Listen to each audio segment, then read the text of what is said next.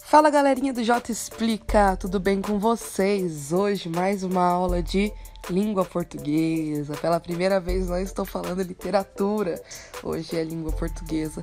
Nós finalizamos aí as escolas literárias, vamos falar um pouquinho sobre figuras de linguagem, tá? Antes de eu falar, dos dois tipos de figuras que a gente vai ver hoje, vou falar para vocês um pouquinho do que são as figuras de linguagem. Então as figuras de linguagem são artefatos que nós utilizamos frequentemente, né? Então, são, como eu posso dizer, manias da nossa linguagem, são macetes que a gente usa para flexibilizar a nossa linguagem, deixar a nossa linguagem mais flexível de acordo com o ambiente em que nós estamos. Assim como as variedades linguísticas, as figuras de linguagem fazem parte dessas variações, dessas variedades. Então a gente utiliza diariamente, essas figuras. E aí a gente vai conceituar essas figuras em 4 tipos, Eu separei essa aula em 2. E hoje nós iremos falar de 2 tipos. Por primeiro, as figuras semânticas, tá? O que são essas figuras semânticas? As figuras de palavra ou semânticas consistem em figuras de linguagem em que há o emprego de palavras com um sentido conotativo ou figurado. Ou seja, o que são essas figuras semânticas? Sempre que eu eu emprego uma palavra com um sentido figurado, eu vou extrapolar aí o significado original de uma palavra, eu utilizo aí de uma figura semântica, tá? Então a figura semântica é sempre que eu uso aí um sentido figurado para extrapolar o significado de uma palavra. Gente, eu quero que vocês entendam que, os nomes são complicados, mas o conceito é muito simples. Então, o que a gente precisa fazer, para aprender melhor as figuras de linguagem? É se concentrar, não nos nomes, mas no conceito. E se lembrar dos nomes. A gente precisa decorar esses nomes, mas nos concentrar aí no conceito de cada uma dessas figuras. Porque a gente vai ver, diversas, umas muito parecidas com outras, como o caso das próximas que a gente verá, das primeiras, mas são conceitos diferentes e nomes complexos. Tá? Por isso que a gente precisa se atentar bem nessa aula. Anota o que você entender, anota a diferença de uma da outra, O nosso arquivo tá bem completinho para vocês. Temos que nos atentar, porque é uma coisa que confunde bastante. E normalmente as perguntas aí com um peso maior, falam sobre figuras de linguagem, tá? Então vamos lá. Falando um pouquinho aí sobre metáfora e metonímia. Tá? O que é a metáfora? Nós utilizamos da metáfora, eu acho que grande parte do nosso dia. Eu, pelo menos, utilizo muitas metáforas no meu dia a dia, tá? E a metáfora, ela nada mais é do que uma comparação implícita. Então, sempre que eu comparo algo de forma implícita, eu trouxe aqui alguns exemplos. Gabriel é um gato. Gente, Gabriel pode ser um gato? Ser uma pessoa pode ser um gato? Não, eu tô comparando aí de forma implícita, mas não deixa de ser aí uma comparação. Então, decora isso, metáfora, comparação de forma implícita, não explícita, implícita, tá bom? Lucas é forte como um touro. Olha só, Lucas é um touro, tá? Olha só eu falei forte como um, já mudou a figura de linguagem. Então deixa eu me corrigir. Lucas é um touro. Lucas é uma pessoa. Uma pessoa pode ser um touro? Não. Então subentende-se que a força do touro é justamente isso. É uma comparação aí com uma forma implícita, tá bom? E nós temos também a metonímia. Gente, essas 2 figuras são as mais frequentes, tá? A metonímia, ela vai ser a substituição de um termo por outro. Eu deixei aí alguns tipos de metonímia, tá? Alguns tipos de substituição, mas sempre que a gente vê uma substituição do autor pela obra, exemplo, eu vou ler Machado de Assis. Eu tenho como ler Machado de Assis? Machado de Assis é uma pessoa. Eu vou ler a pessoa? A gente sabe que o corpo fala, que nós temos aí tipos de leitura, mas falando de obra, tem como eu ler Machado de Assis? Não, eu vou ler um livro do Machado de Assis. Olha eu aí trocando o autor pela obra. Então, eu não tô falando que eu vou ler o livro, eu tô falando que eu vou ler Machado. Olha só. Do lugar pelo produto. Eu vou... deixa eu ver um exemplo. Eu vou no Carrefour, né? Não vou, né? Depois dessas... enfim. Eu vou ao Carrefour. Não, você vai ao mercado, né? O nome do mercado que é Carrefour. Veja só, eu tô trocando aí o lugar pelo produto. Eu vou tomar Coca-Cola. Não, você não vai tomar Coca-Cola. Você vai tomar refrigerante à base de cola. Mas Coca-Cola é o nome da marca. Então a gente tem muito uso de metonímia. Eu vou lavar a louça com Bombril. Não, você vai lavar a louça com palha de aço. Vou limpar meu ouvido com cotonete. Não, você vai limpar o ouvido com aços flexíveis com algodão nas extremidades. Ninguém fala desse jeito, né? Então a gente usa muito, né, de metonímias no nosso dia a dia. É só lembrar aí dessa substituição. Lá no arquivo eu deixei um exemplo de cada um desses que tá aí, tá bom? Então vai lá, anota, lê, relê, lê de novo, lê mais uma vez e decora isso aí, fechou? Outras duas, comparação e catacrese. O que é essa comparação? Gente, é aí que o bicho pega, que o filho chora e a mãe não vê. Lembra que eu falei que a metáfora é uma comparação de forma implícita? Já a comparação é de forma explícita mesmo. Então, analogia entre dois ou mais termos, evidenciada pela presença de conjunção. Lembra que eu falei que eu quase tinha errado a figura? Porque eu usei aí de uma conjunção comparativa, tá? Então, eu tenho lá, até pouco tempo, arquiteto Tebas era como uma dor invisível, tá? Essa é uma frase mais antiga, não sei se vocês vão entender o sentido, mas eu utilizei aí, veja só, o como. O como, né, ele é um comparativo, tá? Então eu utilizei de um comparativo para comparar uma dor invisível com Tebas, tá? A vacina é tal qual uma mãe protetora. Então, eu tô falando que a vacina é como uma mãe protetora. E eu usei aí de um comparativo, tal qual. Então, eu tô vendo uma frase, né, lá na perguntinha. Vi que tem, né, uma conjunção, uma locução conjuntiva comparativa. Eu já sei que a figura de linguagem é a comparação, tá? Então, vamos prestar atenção aí em todos os detalhes, para não confundir com metonímia, beleza? Uma de forma implícita, a outra de forma explícita, tá? Catacrese é o emprego inadequado de um termo que perdeu o sentido original. Como assim, Bah? Vamos ver os exemplos. Você é tão inteligente que merece um troféu. Ferradura de ouro. Gente, ferradura, ferrar, ferro. Ferradura é feito de ferro. Como a ferradura vai ser de ouro? Viu como perdeu o sentido original? Ferradura é um objeto de ferro e eu usei aí, né, uma ferradura de ouro. Algo, né, que perde o sentido, né, do objeto original. Agora, sua mesada será quinzenal. Isso não vai acontecer muitas vezes, né? Mais fácil ser anual do que quinzenal. Mas mesada vem de mês, tá? Quantia paga mensalmente. Então, se vai ser quinzenal, deixa de ser uma mesada, né? Perde aí o sentido original da palavra, tá? Isso aí é uma catacrese. Sinestesia. Gente, sempre que eu tenho numa frase, né, associação com tato, olfato, paladar e audição, eu tenho sinestesia. É muito difícil, né, às vezes a gente achar sinestesias nos textos, principalmente, né, em textos em prosa, porque em poema é muito presente isso. Mas temos que nos atentar.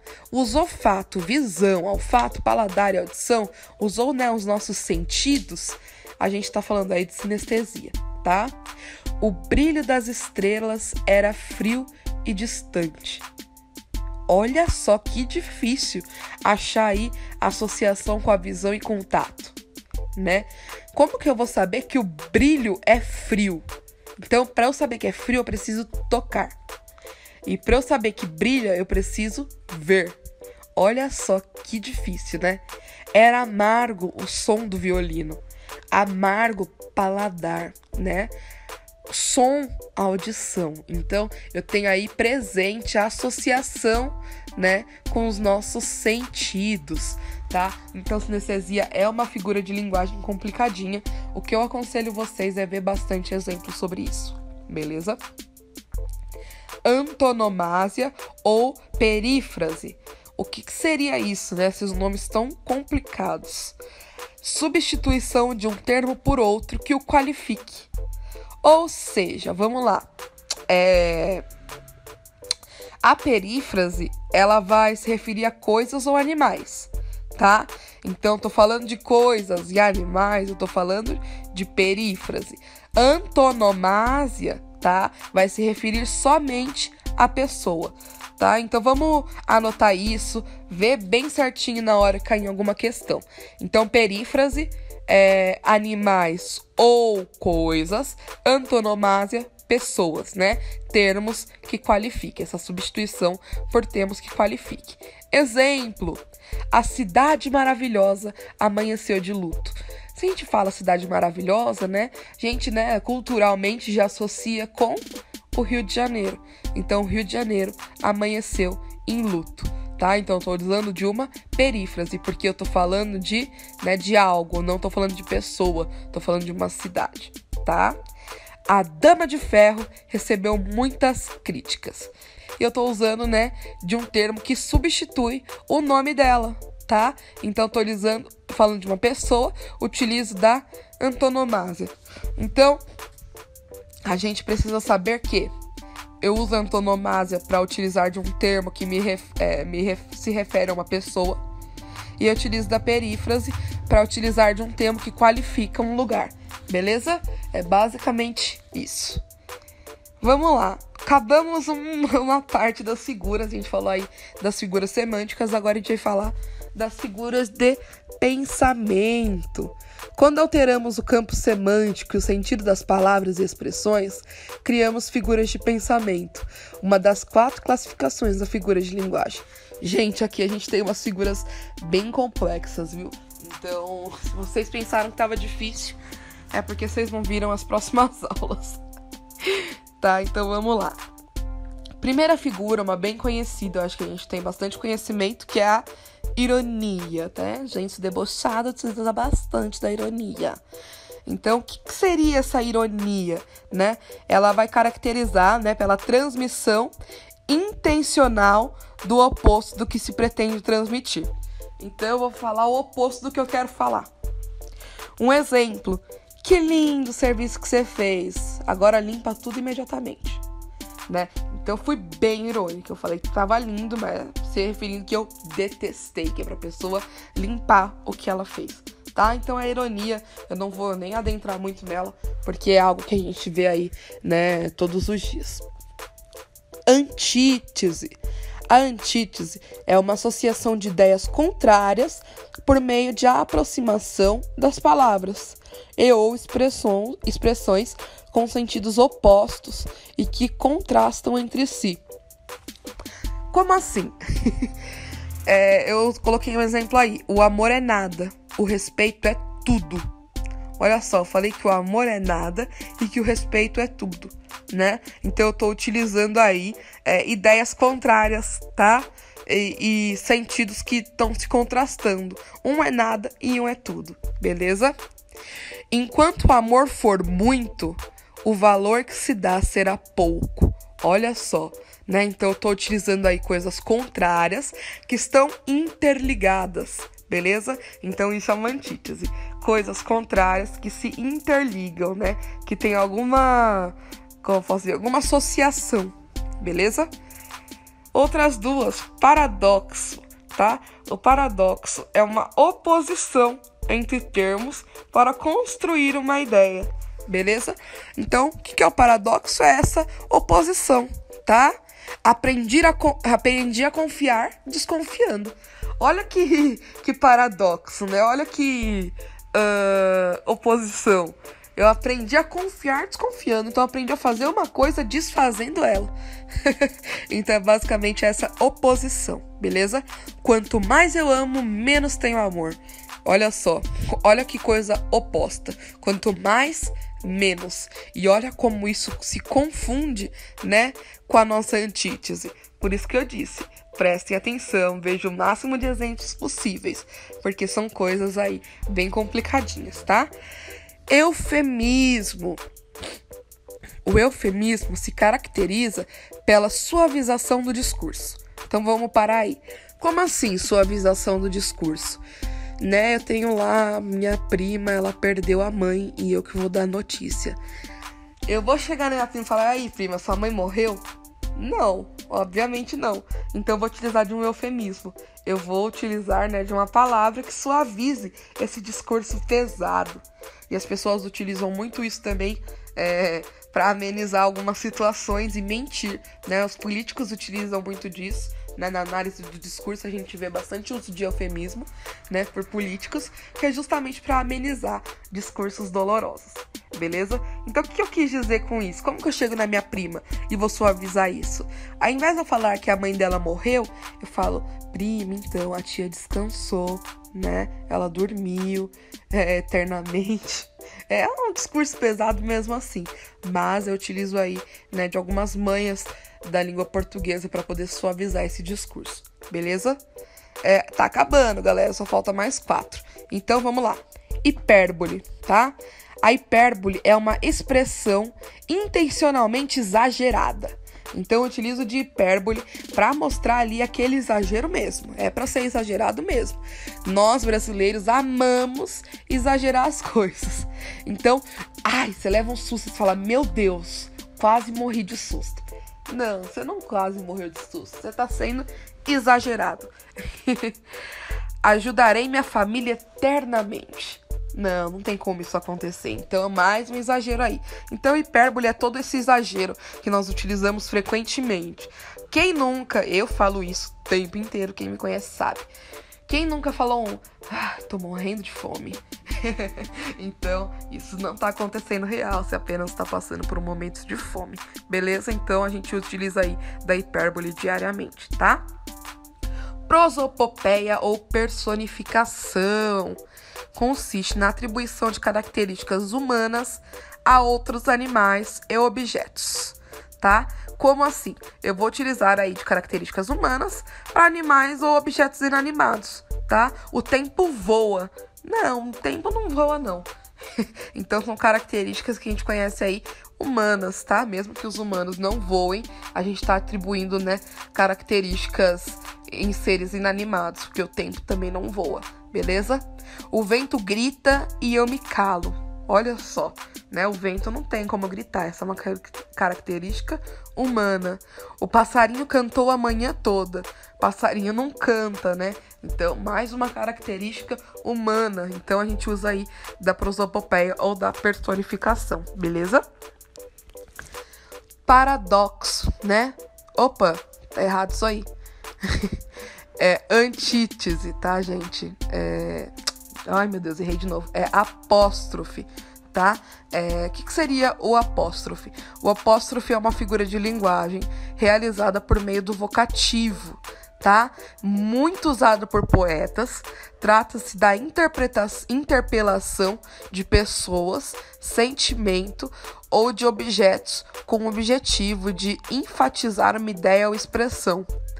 A apóstrofe caracteriza pela invocação do receptor da mensagem, evidenciando a pessoa, sentimento ou o objeto. Então, gente, essa pra mim é uma das figuras de linguagem mais complexas, tá? O apóstrofe.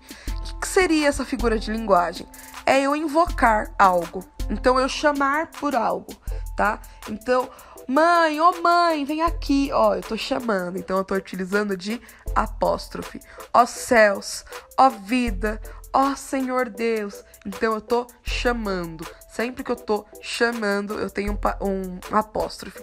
Gente, vale lembrar que falando assim parece mais fácil do que identificar isso num texto. Então, leia com atenção, né? Lembra que todo esse chamamento, toda essa ação, né, de utilizar aí do vocativo é um apóstrofe, beleza?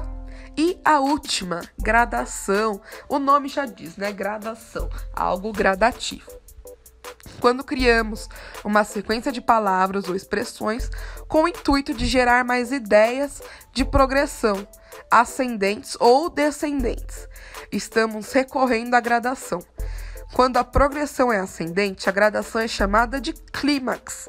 Quando é descendente, é chamada de anticlímax. Então, eu utilizo aí de termos para dar essa ideia, né, de que algo está crescendo, algo está ficando maior. Assim como eu utilizo também para fazer o contrário, para pensar que está diminuindo. Olha o exemplo, olha como eu vou aumentando as coisas, né? Isso lembra muito telefone sem fio, lembra muito fofoca, que você fala de um jeito, chega no ouvido da pessoa 15 vezes maior, tá? Então, ele chorou, gritou, esperneou. Então, eu comecei lá no choro, depois eu passei pro grito e acabei, né, com a pessoa esperneando. É justamente isso. Assim como eu poderia falar, né, o contrário, e aí eu criaria um anticlímax. Ele tava esperneando, aí ele gritou, ele chorou. Olha como eu diminuí, né, a intensidade da minha frase. Então, a gradação é para dar essa ideia aí de intensidade. Bom, galera, essa foi a aula de hoje, né? As figuras de linguagem fazem aí a literatura, fazem a língua portuguesa. Sem elas, nós não vivemos, né? Nós não nos comunicamos, tá bom? Então, eu espero que vocês tenham gostado da aula, né? Não deixe de se inscrever no canal, né? Nós temos aí uma playlist completa de literatura, com todas as escolas literárias. Nós temos muitas aulas bem bacanas para vocês, tá bom? Um beijo e até mais!